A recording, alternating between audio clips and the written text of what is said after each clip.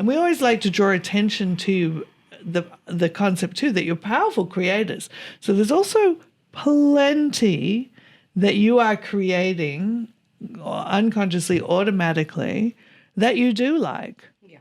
And it's important to remember that a lot of your focus is, unless you're in an incredibly dire reality, even that you may have tree life or plant life or birds or a pet or something in your life that you do love, most of the times you're not thinking, how can I keep creating that?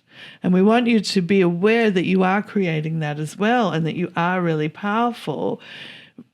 Because when you're focusing on what you don't want a lot, you start to disempower yourself in your understanding of yourself as a powerful creator. So we always want to sort of remind you that there's lots that you're quote unquote doing right, and to receive more of that.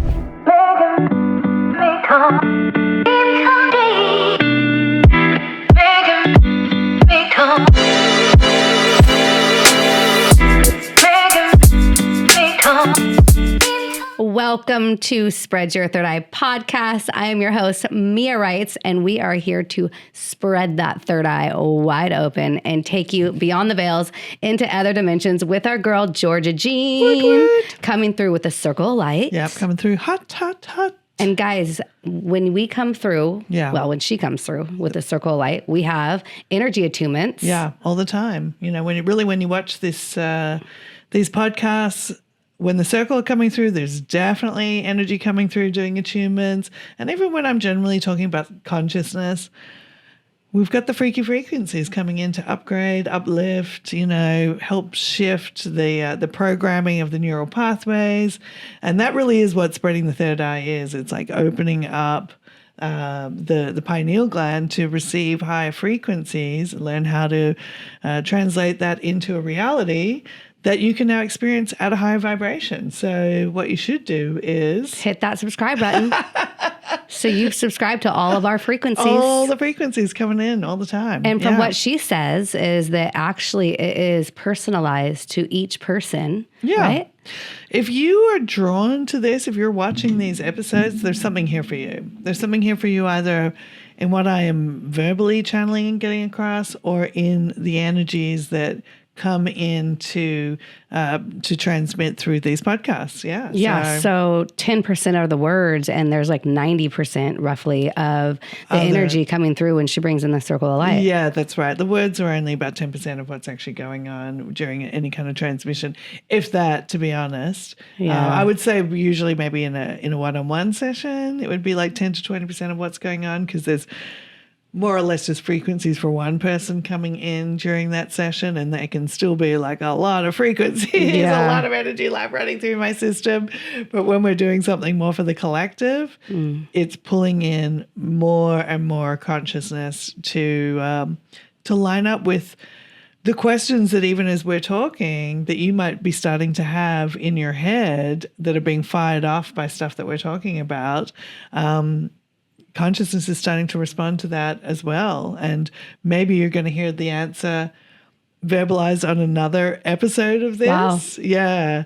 Or you might find something, you might pop down to your favorite cosmic bookstore and buy yourself a crystal and find a book that also resonates with that intelligence that is unspoken here.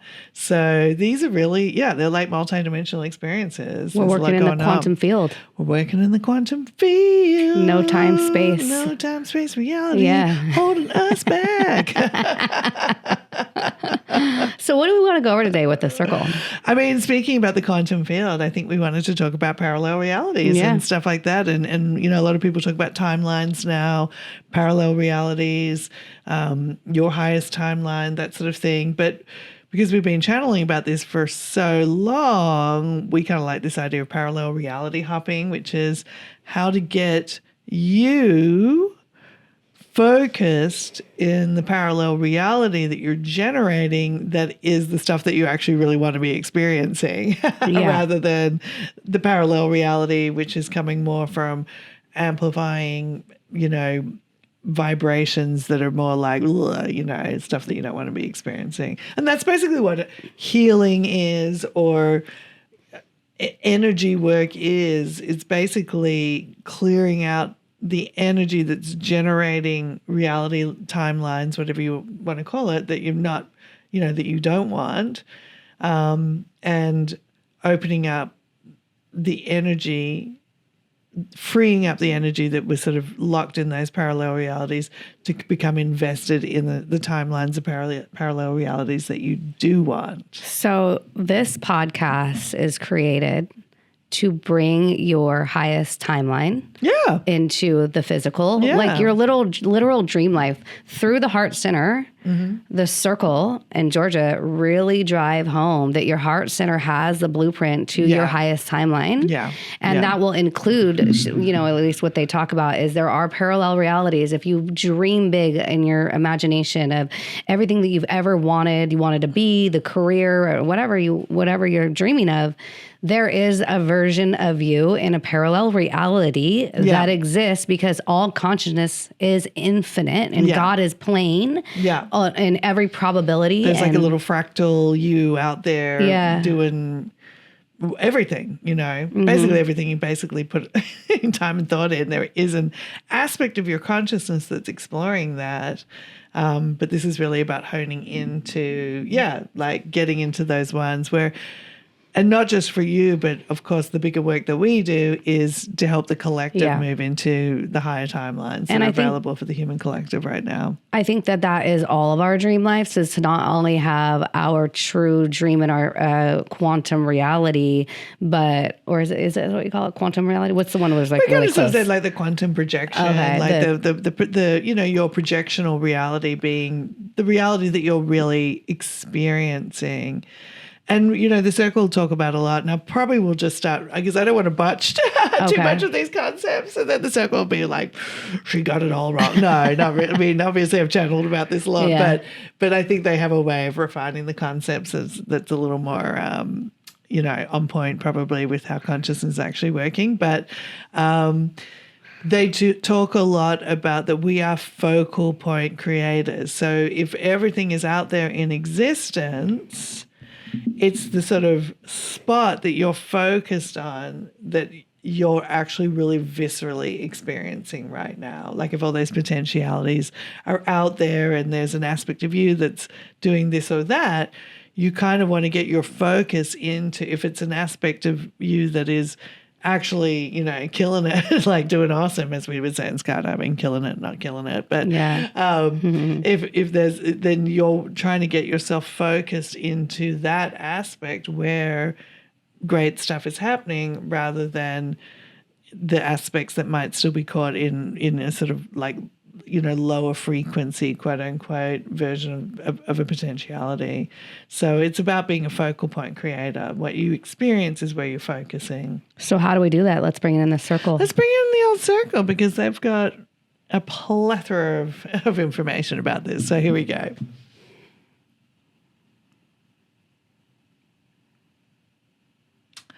Hi, yes, indeed, dear ones. We are here, and we are most delighted to make connection with you here on another magnificent day in your earth plane.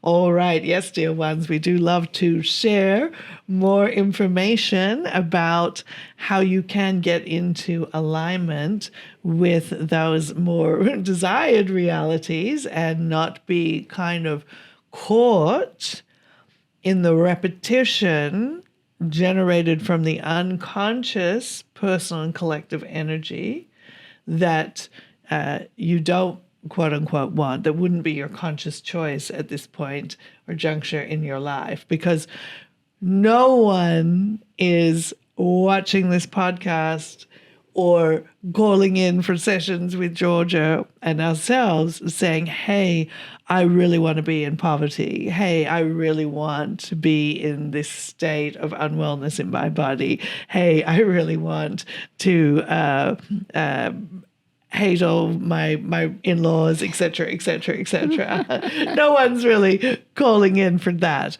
So consciousness knows that you desire to be experiencing things that you're not experiencing right now if they are the issues that you're facing. And everybody right now has a series of issues that they are not happy with. And we always like to draw attention to the concept too that you're powerful creators. So there's also plenty that you are creating unconsciously, automatically, that you do like. Yeah. And it's important to remember that a lot of your focus is, unless you're in an incredibly dire reality, even that you may have tree life or plant life or birds or a pet or something in your life that you do love, most of the times you're not thinking, how can I keep creating that? And we want you to be aware that you are creating that as well and that you are really powerful. Because when you're focusing on what you don't want a lot, you start to disempower yourself in your understanding of yourself as a powerful creator. So we always want to sort of remind you that there's lots that you're quote unquote doing right, and to receive more of that just as a beginning point. And this is where we get to that concept of a focal point creator. Even if not everything is great in your life right now, the first thing to do is to start to focus and receive more of what you do like. And that is really the power of the gratitude exercise. So a lot of people talk about gratitude as a powerful gateway into positive manifestation. And from an energetic perspective, the reason why gratitude works manifestationally, energetically, is because it gets you to focus on what you do like. Yeah.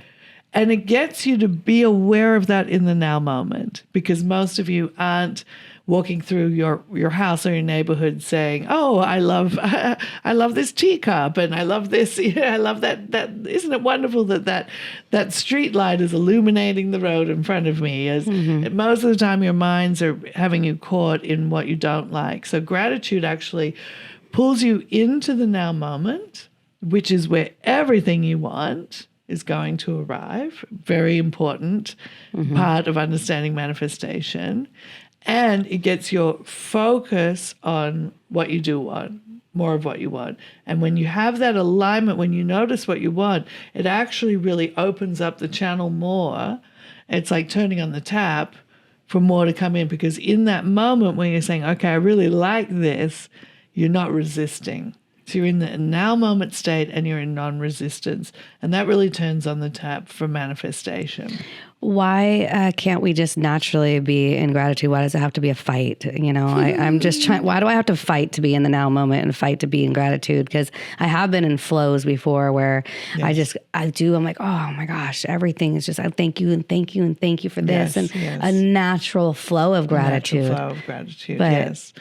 And this is why we like to help you understand those sort of cycles of expansion as well, because sometimes you really are in that receiving mode and it's flowing, and it feels great and it's easy to stay there, and it just keeps coming and coming in that state. But naturally, because you want to create more different, have variety, etc., after a while, you naturally start to hit this wall of resistance against that, or you notice this resistance. What is resisting that you haven't experienced yet? Because anything that you haven't experienced yet, dear ones, or that you're not even experiencing in this very now moment, there is an element of resistance there. So if you're watching this show and you're really focused on it and you're really receiving it, you're probably currently resisting that there's a traffic jam outside, or you're resisting that other stuff is going on at the same time. Does that make sense? So we really want you to understand this concept of resistance because, dear one, Georgia, as they teach you about this concept of resistance, clients will call in and be like, I've been listening to your stuff and I think I have resistance. Like it's this sort of, terrible, sort of dirty, dirty secret. I have resistance. And what we want you to really understand is resistance is part of your creative experience. And the more you understand it, the more you have that opportunity to start to parallel reality hop and move into different rooms of reality. So why isn't it easy to just be in non-resistance all the time? Because naturally as creative beings, you're always going to come up against resistance.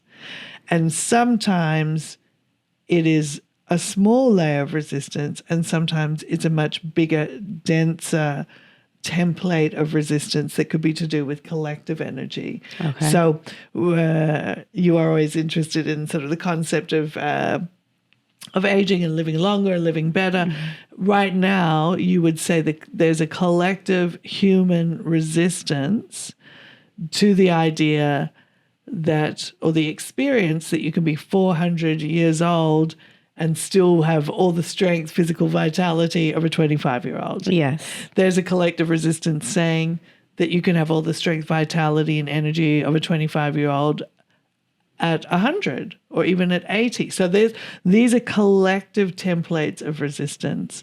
And if you want to move into the parallel reality where you are living potently with the energy, excitement, vigor, physique, no wrinkles, whatever, perfect porcelain skin, all of this, all the collagen, all of the sort of appearance you feel you have when you're not in a cycle of the decay and entropy of the body, which is innate in the biological programming of the human experience. Then yes, you're going to have to tackle those core biological beliefs that are generating that resistance to get into that parallel reality where you are 100 years old looking like a 25-year-old and feeling like a 25-year-old. All right. Give us the secrets. Tell us, how do we do that now? So the one thing you want to do is stop resisting yourself right now, because if you're resisting yourself, you are resisting consciousness coming in at the level. So this is where it's a little bait and switch. And we'd like to talk a lot more about that in depth. Okay. But we want to give you maybe an understanding of parallel realities in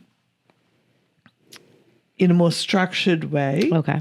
So, which doesn't go straight into tackling the illusion of the body. Okay. And the illusion of the body, because it carries these dense collective templates that are written into the core biological features of your genetics, etc. That's a bit of a bigger one to tackle. Most dear ones out there, there's a lot that is accessible to you right now in terms of moving into new parallel realities, that it may simply be a quick belief structure that you have to shift to move into a new parallel reality. Okay. So we'd like to start with maybe some of the basic moves here, basic understandings, and then we can get into those deeper collective templates and how to dissolve them once there's a little bit more understanding of why you would even believe that that's even possible for you to do it right now. So the other thing we'd like you to understand about parallel realities is that you really do have, we simplify this idea right now, you kind of have two sets of parallel realities that you can access. One is the set of parallel realities that is being generated by the mind, which includes all that unsupportive programming and conditioning, and it includes those deep, basic templates of the human collective, such as the illusion of decay and entropy in the body. And the other set of parallel realities are the ones being generated by the heart blueprint, which is always bypassing those more contracted belief systems and structures. So the first short way to get to more vitality, more health, more beauty, more expansion, more whatever it is, more power, and feeling more empowered in your bodies as well, is to focus in the heart center and generate reality from the heart center, because it's already transcending many of those core restrictive structures. So that's step one. But even as you notice that you're going to focus in your heart, you may discover that the mind is resisting that immediately anyhow. And that's why we teach you how to use the love and acceptance. But we want you to understand this sort of idea. So we'll give it to you an idea. So let's if you had another intention that might be out there for human beings. Well, maybe abundance. Abundance is a very popular one. So let's just say here you are in a room, the room of the reality that you're creating right now. And your sense of abundance is what you're currently creating right now. So everybody out there can kind of do this assessment right now, like how much, if money is the measure of your abundance, how much money do I have right now? Maybe freedom is the measure of your abundance. How much freedom do I have right now to do what I want? How much sense of agency do I have around my life right now? That could be your sense of abundance. How much love and friendship do I have right now in my life that makes me feel supported, that makes me feel that I'm in this world in a collaboration with others? That may be your sense of abundance right now. And probably a combination of all of these factors actually creates your sense of abundance. Does that make sense to you, Mom? Mm-hmm. Most people think, oh, okay, well, if I have $1 billion, there's nothing to worry about. And we can tell you right now, there's plenty of people with $1 billion who are worrying about a whole lot of stuff, and they don't feel very free, loved, supported, or abundant, even with all of that. In fact, they may even be continuously struggling with their own survival consciousness that is pushing them into states of despair. And that's actually more likely than not, that if you're not doing this kind of work, if you're even rich, it's just not bringing you happiness. It may or may not. And we don't want to create belief structures that being rich is going to make you unhappy, but we just want to paint more the picture that what the mind thinks is going to make you happy isn't always the actual state of existence that you might be in that would bring you the sense of freedom, connection, flow. Yeah. Well, I guess what I mean is I've gone through really abundant stages in my life, and generally I feel like I'm on the frequency of abundance, and it's not going to bring you inside fulfillment. It's nice and it gives you freedom. Yes. But if you're not doing the inner work, doesn't matter how much money you have. It may not even be sinking in that you are abundant. Yeah. You may not even be sinking in that what you're getting to do with that money is bringing you connection, joy, and even a sense of freedom. Because some people have a lot of money, but they may be enslaved to their work to make that money and not feel free. Correct. Or that it doesn't feel like a choice because they have attachments, associations, meanings to maintaining that actual amount of money or that level of existence materially that may be suffocating them in some way. So we're just trying to paint the picture. So when you sit there and think about abundance right now, it's important to recognize that it's a whole bunch of things, and mainly what it is the flow of what you want arriving in every now moment. And so why isn't it arriving? So even if you say to yourself, okay, well, my concept of my abundant self is I have this amount of money. Let's just say it's $500,000. We're just going to pick amounts. Mm-hmm. I have $500,000. I work 3 days a week to generate that. And I have 4 days to explore what that is. I also love what I'm doing on those 3 days while I'm generating that. And I have, even with that money, with or without that money, I have a reliable community of people that support and love me, regardless of whether that money was there or not, et cetera, et cetera. If you don't have that experience right now, there is a parallel reality. If you've been desiring it and wanting it, there's a parallel reality out there where that is getting partially created through that desire point and through you becoming more accurately aware of what that might even be for you. And so if you were to think about this like a hotel with many rooms in it, and right now you're in one room where maybe instead of making $500,000 or having $500,000, you've got $5. So right now there is resistance to you having $500,000. Because what is manifest is the $5 that you have. And the first thing we would say is, if you have $5, make sure you're receiving that you have $5 at all. Because a lot of the times people's minds will say, I have nothing. And what that's going to do is going to make you more strongly aligned with the room where you have nothing. Okay. And you're going to start moving more into that parallel reality where you have nothing.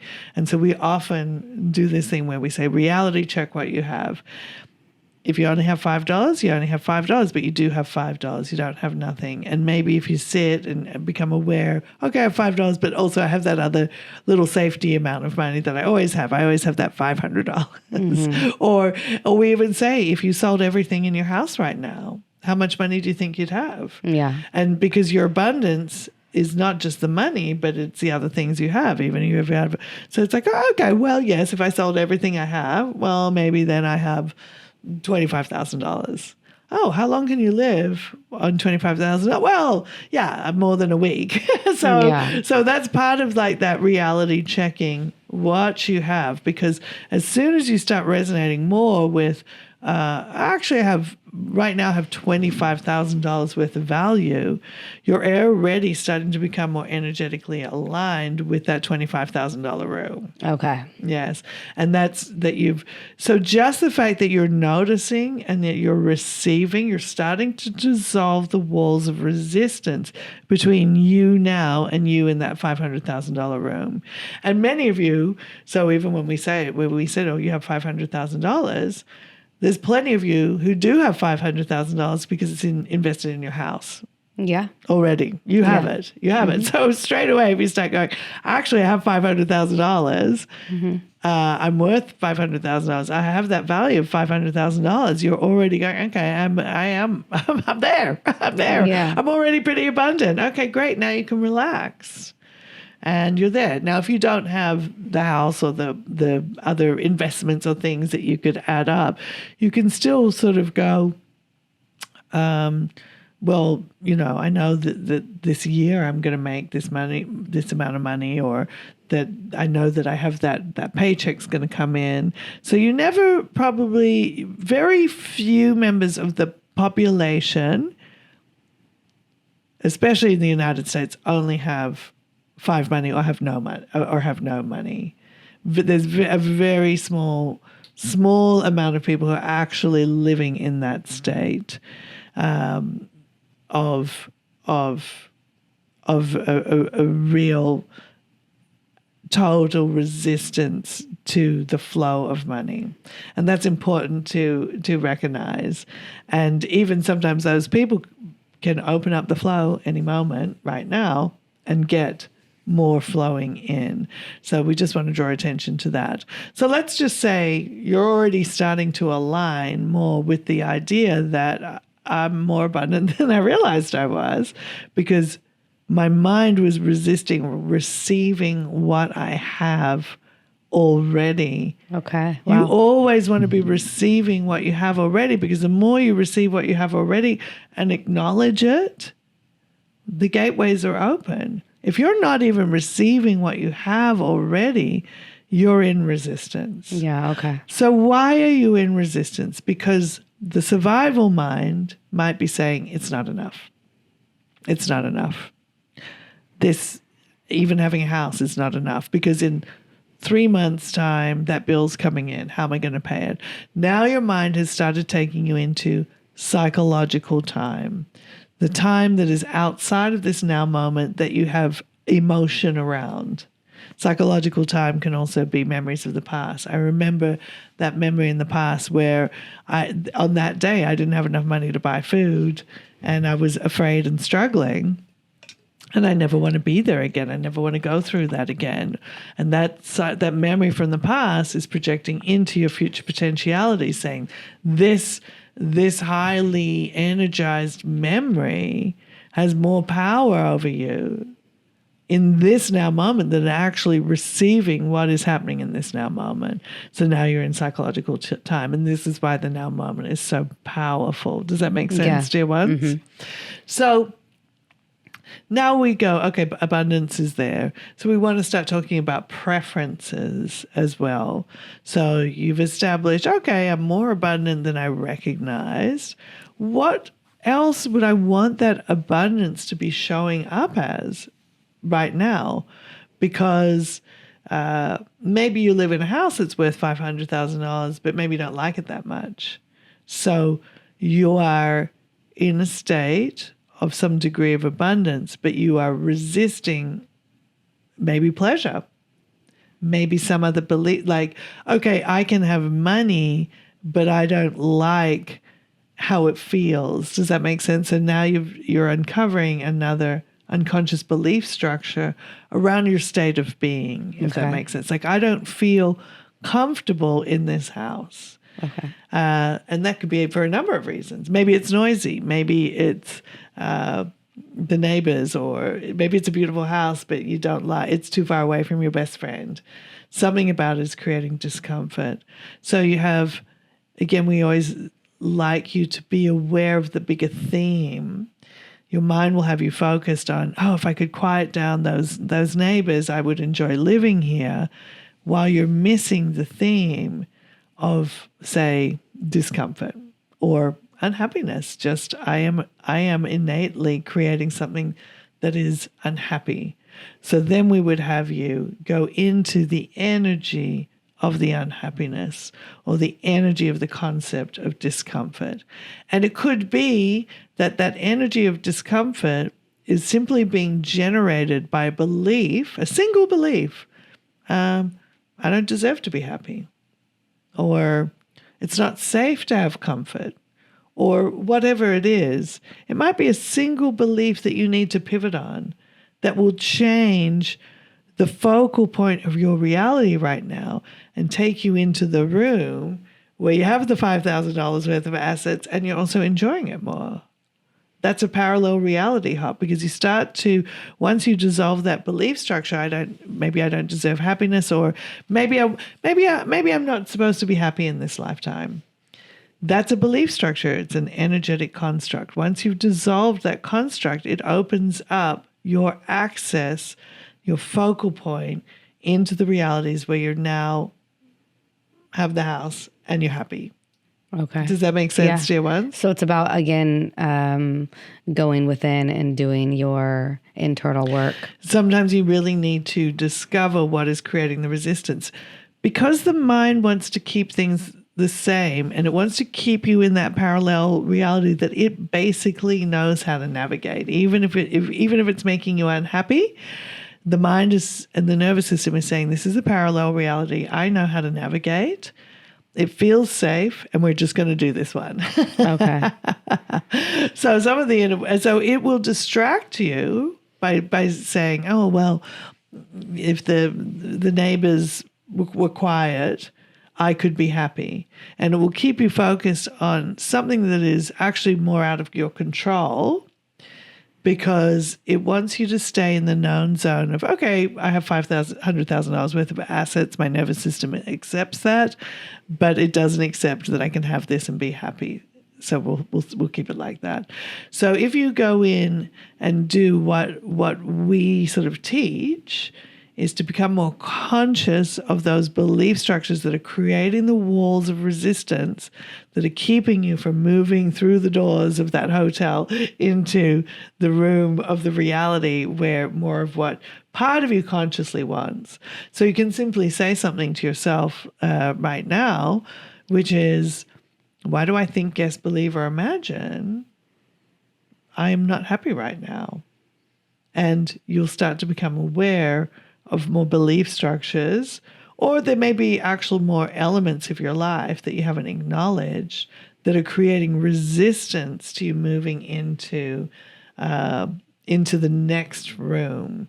So if right now, as you're sitting here, you brought up the topic of abundance.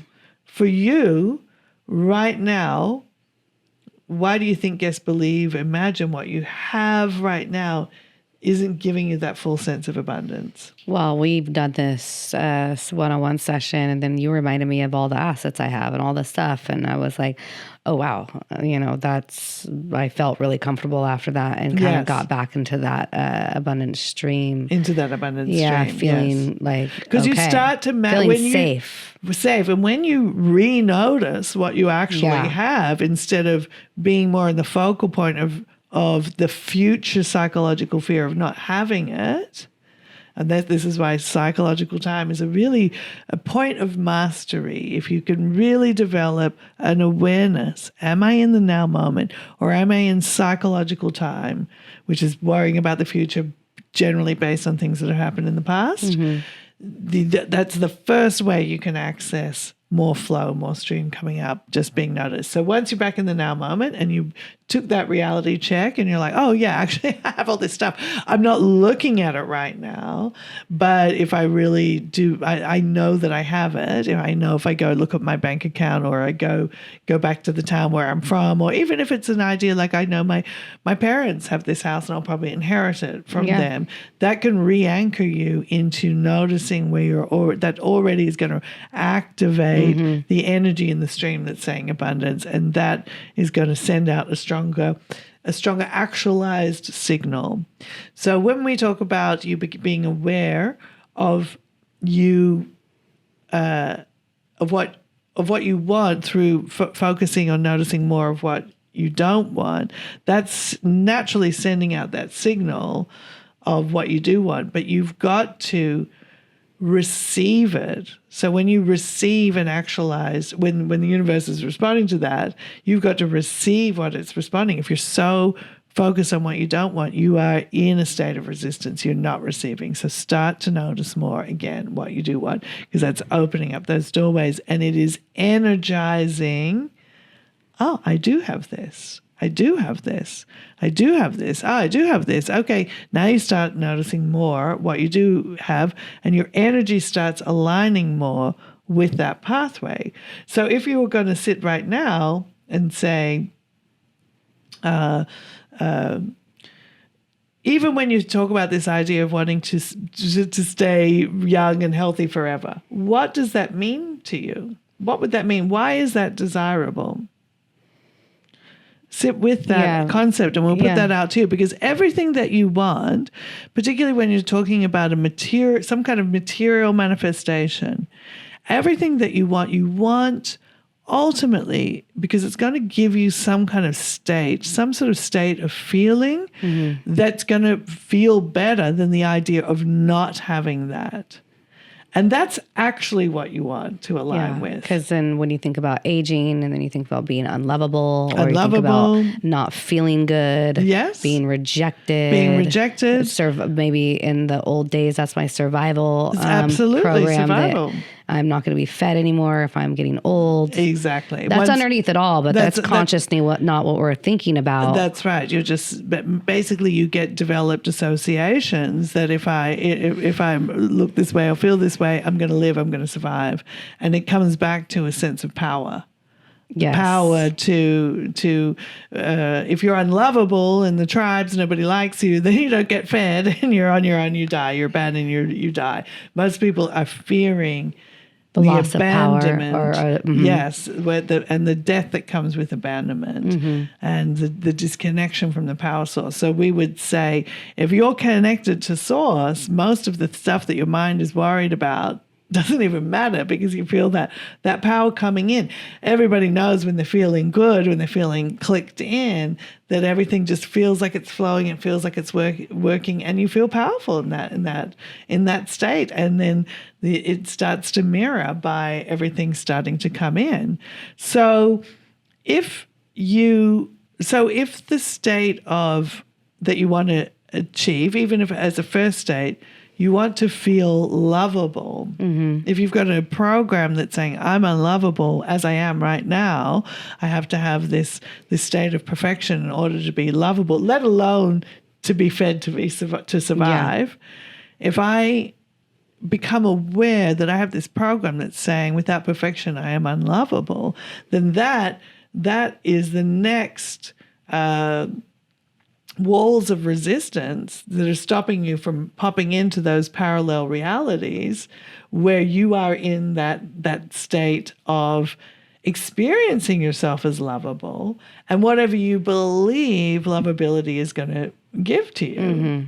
Because again, lovability as a survival emotion meant food and shelter and getting to be around other people and working together to survive. So if you have a belief, I am unlovable, all of those parallel realities where you are thriving in that state start to become shut off as well, because that's where that association is.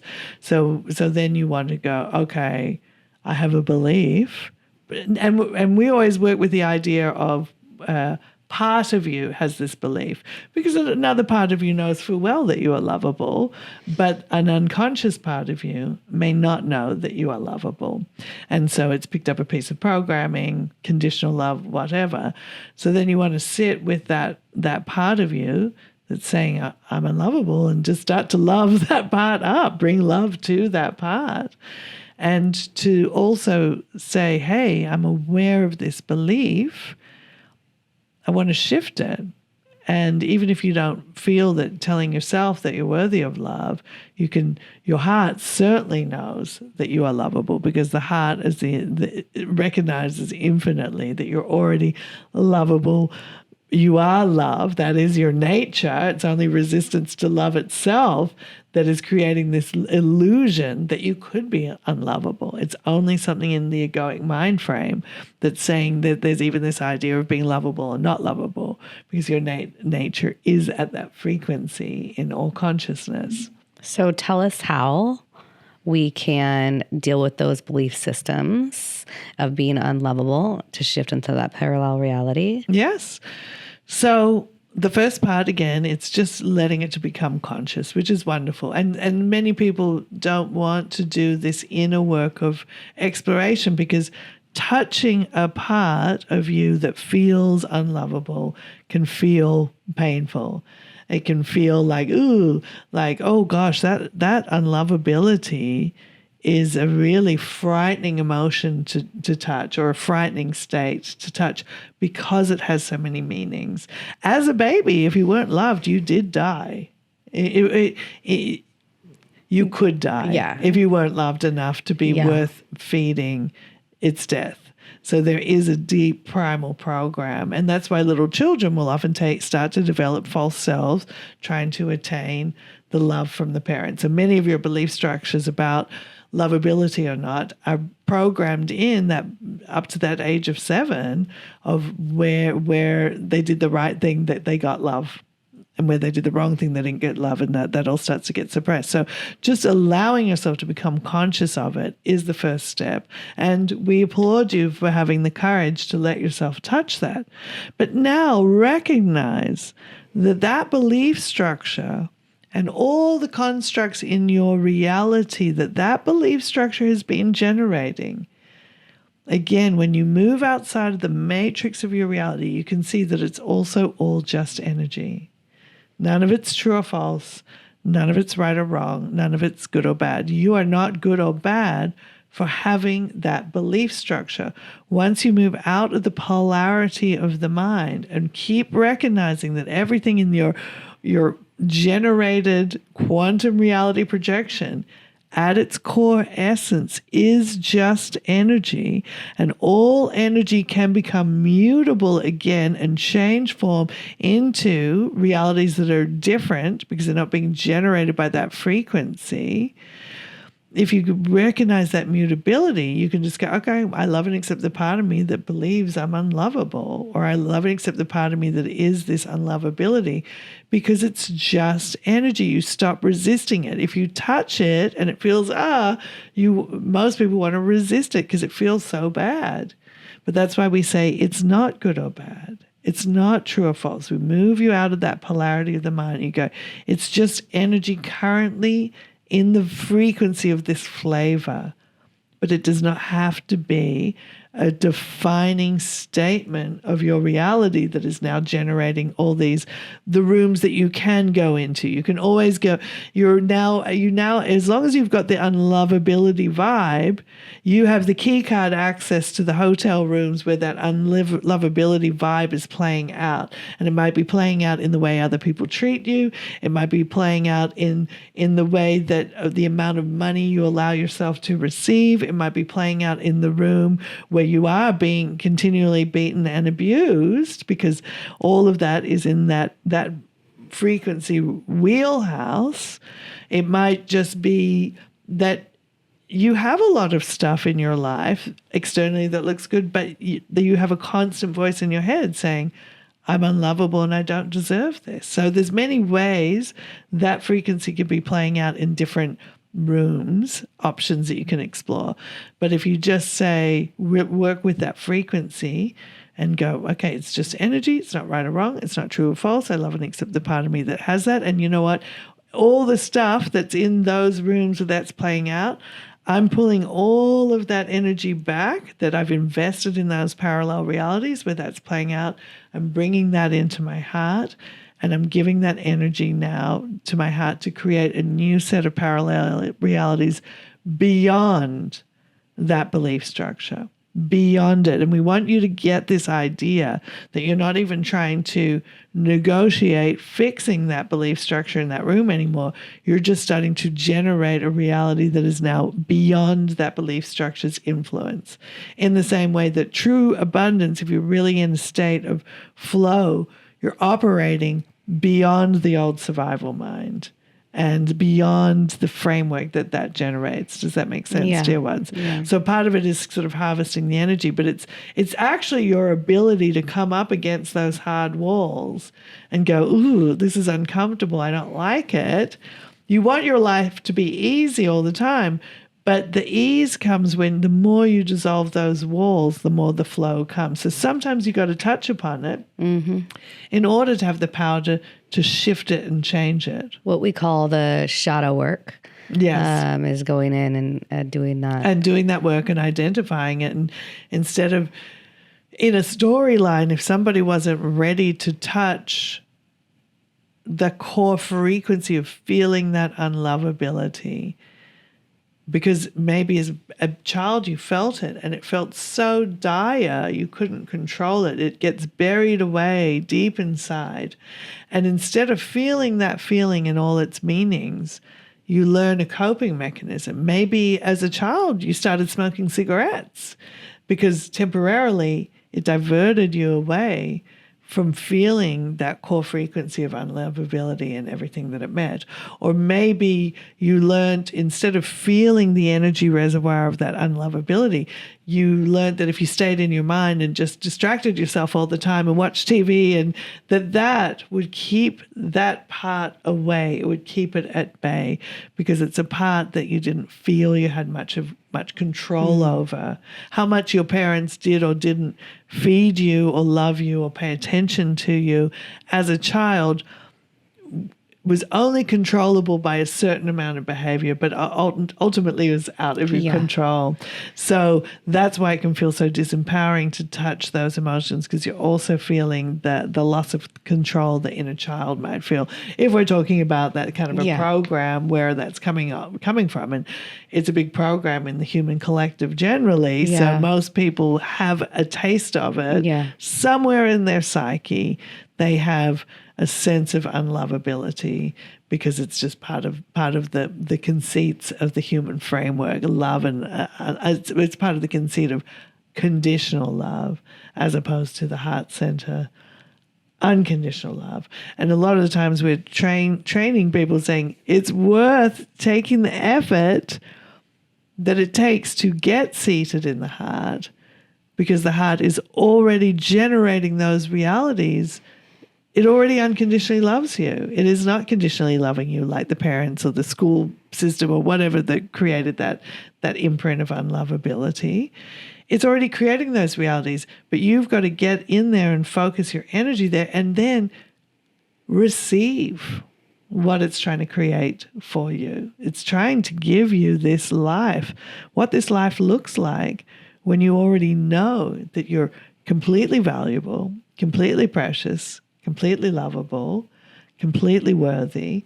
That's what the heart's generating, completely abundant. You're not in lack limitation programming, and you're an infinite and powerful being. That's what the heart's creating for you. But if your belief structures won't even let you get there into the heart, first you may have to dissolve the belief structures that are preventing you from even seating in the place where you can generate reality from that state. So just to reiterate that, when you say I love and accept the part of me that feels unlovable, that's actually moving that energy to oneness with you instead of resisting it. That's right. That's how you can alchemize it. That's how you Any feelings that come up, you love and accept the part of you. You don't have to believe it. But when you say that in your mind, I love and accept the part of me that feels this, I love and accept the part of me, you're not resisting, and then you're putting that energy back into your heart, which in your heart can alchemize it to recreate, energize the heart with the love and acceptance, the trauma energy, the old. Yes, everything that's been invested in that storyline. Correct. Yes. You bring it back into your heart and energize it to recreate a new reality for you. Indeed, yes. So, and just lastly, how to be heart-centered. It's literally just putting your awareness into the center of your chest. Yes, putting your awareness into the center. That's it. Then when you pop out, you start thinking or you start whatever. I love and accept the part of me that is resisting being in my heart. Because your heart also, by the way, it's the first thing it's going to do is going to show you the aspects of self that are resisting being in there. And they may be the aspects of self that feel unworthy first, because there's parts of you that don't feel worthy of having that creation of a reality that's infinitely abundant. So the heart's going to show you some of that energy first off. And so we always like to remind people that when you start heart centering, don't be caught up in the mind's idea of what that should immediately feel like. Like, I'm focused in my heart, I should immediately feel awesome, and the unicorns are popping out of my chest and bunnies are everywhere, and that may certainly come. We're not saying that won't come. But first, the heart's going to show you these are the major walls of resistance that are preventing you from popping into being able to sit in the heart and experience the parallel realities that the heart-centered hotel is created for you. Okay. So you want to do that. But many of your belief structures come from, they can be just something somebody said to you once could form as a belief structure. Mm-hmm. They could be energy zeitgeists that you brought in from multiple lifetime experiences that pertain particularly to your state of why you are disempowered. Or they could be collective belief structures, as we've talked about, just that there is a belief here on earth that suffering is always going to be here because it's always been here. So everyone agrees suffering is just part of the game. And then there can be the biological belief structures that are really written into the program of the body. But we're telling you this, that it is all mutable. It is all shiftable. It is all changeable. Why? Because it's all just energy. And that's why every storyline you have, mastery is to recognize, even though the mind may be saying, well, that sounds a little bit flip to say the war over here is just energy. But for you to become truly powerful, it's actually to say, I can recognize that it's my little me doesn't like that war exists. But my powerful master says it's also all just energy. And when I'm in my heart, I have the power to transmute that energy from one state to another. My mind doesn't know how to do it because my mind is run by the programs that generate war. Until it's not, then you won't see it anymore. You'll know that your mind doesn't run it anymore because it will not be part of your perceived experience, thought about reality at all. That's when you know you're not running the programs anymore. So if you're slightly running any program about anything you don't like, you have to recognize that they're the programs your mind is still running. Maybe more, maybe less. The way to bypass those programs is going into the heart and saying, okay, I surrender. Let something else rewrite these programs. That's how you're going to really start moving into those higher timelines, new parallel realities, and also have the power to gather up all the energy that was invested in all those other hotel rooms and give it to your heart and start really creating a new, fabulous, magnificent, joyful experience, not just for you, but for everybody. I love it. Indeed. Here for it. Yes, dear ones. But you have the power to do this. You have the power to do this. If you're listening to this, you have the power to understand these concepts and really start working with it. Don't let your mind distract you from your innate, immense power, because that's the truth of who you really are. Thank you. Quantum jump, parallel reality. Indeed. Yes, dear ones. There's more we can share, but we'll start with that today. Okay. Yes. Right. Indeed. Yes. We adore you all so very much until we're meeting in this way or some other way. We love you very much. And for now, we'll say goodbye, dear ones. Goodbye.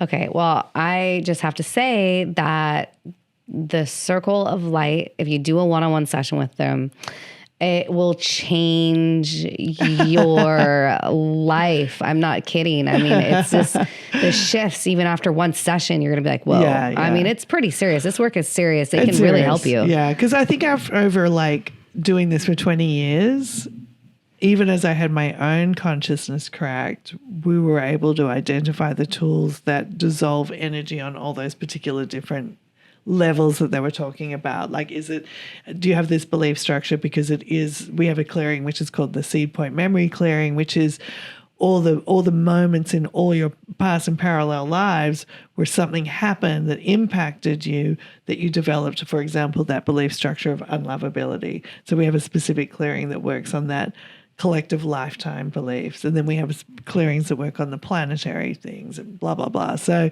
over the many years and I speak with confidence about this because we've worked so much with real clients, not just channeling and bringing forward metaphysical information that's really interesting. The rubber really meets the road when you bring these ideas to people who are really living in their physical bodies and in these different states of resistance, because then it takes more to go, okay, what needs to get shifted in the hardware or the software or the screen that the reality has been rendered on to actually change this person's reality, not just say you just think differently and it'll be different. Truly, that's often not enough. So no. we go deeper, and that's for any of you who have actually learned about law of attraction and gone through that frustration of like, well, I started thinking positively, a couple of little things shifted, but nothing really changed on the big scale. It's because there are those deeper templates you have to go in and work energetically to bash down those bigger walls. And we're gonna have to go down the whole list of everything that's changed in my life in the most wild way. Yeah. I mean, non-violent way, but it's like the most amazing. Whoa. Yeah. But also, I had to do the inner work, and that's she's done. You're not gonna be amazing. like, yeah, she's really. You got to go in and you got to like touch those hurt. Yeah. Trauma points and integrate that. Yeah, and let yourself just feel those. Again, we have the catchphrase, get comfortable with the uncomfortable feelings, because so much can shift when you do it. And so much of our compulsive behavior, the compulsive behavior to like just want to focus on like all those distractions and the coping mechanisms. Like if I just focus on, like what everybody else in the family is doing, that can be a coping mechanism that's keeping you, or like what P. Diddy's doing, or, like we all do it. Like, oh, what's, sensational stuff on YouTube. I mean, just like, check this out. Just because we're distracting ourselves from ourselves. Addictions, many different coping mechanisms, obsessing, worrying, overthinking. Once you actually touch the reservoir of energy that is underneath driving those coping mechanisms and you move that, you don't need the coping mechanisms anymore. You don't need the addiction to distract you from that pain anymore. So many things can just organically shift. And even some of like the physical things that people worry about as a coping mechanism, distracting them from those maybe deeper emotional, those things will start to shift. The physical healing start to shift because the actual core energy has been addressed. Yep. Yeah. Yep. Yeah. I mean, she is 400 years old, and look at her, she's fabulous. You prove yourself over and over again. That's why I say she puts her money where her mouth is. It's true. Yeah. Well, we want to help people. We want to help the world. Yeah. So, yeah. All right. Well, we'll end this episode here, and we'll be back to see you guys. Make sure to hit the subscribe button. That's right, because we want to be in the parallel reality where we have 50,000 subscribers by the end of the year. So don't forget to hit the subscribe button. Support us. Support yourself with all this information. Yeah. And you can find Georgia on the circleevolution.com. Circleevolution.com. Yep. And you can find me on Spread Your Third Eye on Instagram and on spreadyourthird.com. Yeah. If you want to come and talk to the circle and ask questions and come into the studio, click the link below. There's an application that you can fill out, and we might just be seeing you in the studio next. Woohoo! Yeah, parallel reality right here. Ow! Bye, guys. Love you.